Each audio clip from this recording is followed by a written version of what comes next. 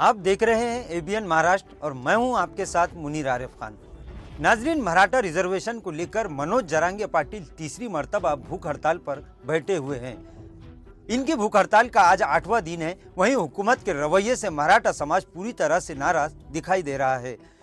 जरांगे पाटिल की हालत दिन ब दिन बिगड़ती देखकर जहां अंतरवाली सराठी में मराठा समाज के लोगों की भीड़ दिन ब दिन बढ़ती जा रही है, वहीं गुज़िश्ता दिन वंचित बहुजन आघाड़ी के सुप्रीमो प्रकाश अंबेडकर के बयान के बाद तो पूरा मराठा समाज अब मनोज जरांगे पाटिल को लेकर काफी बेचैन हो चुका है।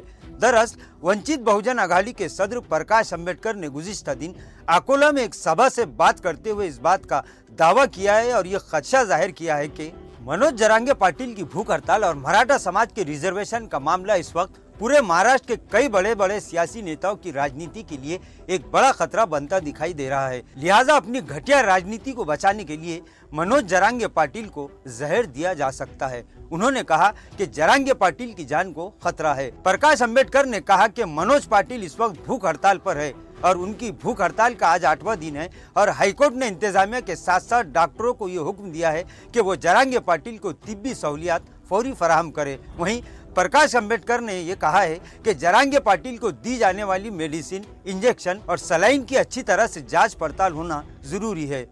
उन्होंने कहा कि अच्छी तरह से जांच पड़ताल करने के बाद ही इन्हें दवाइयां दी जाए। प्रकाश अंबेडकर के इस बयान के बाद मराठा समाज के साथ साथ पूरे महाराष्ट्र की सियासी पार्टियों और नेताओं की नीयत पर भी सवाल या निशान लग चुका है।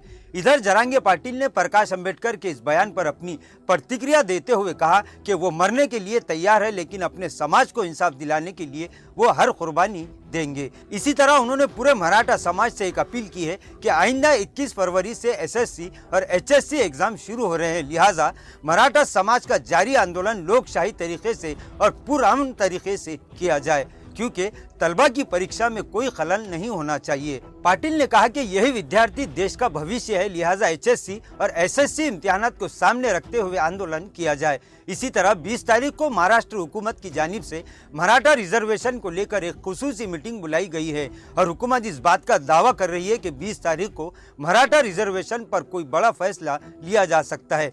जबकि मराठा समाज की जानिब से ये कहा गया कि जब 20 तारीख को फैसला होना है तो फिर मुंबई में जरांगे पाटिल को दिया गया जीआर क्या झूठा और बोगस था।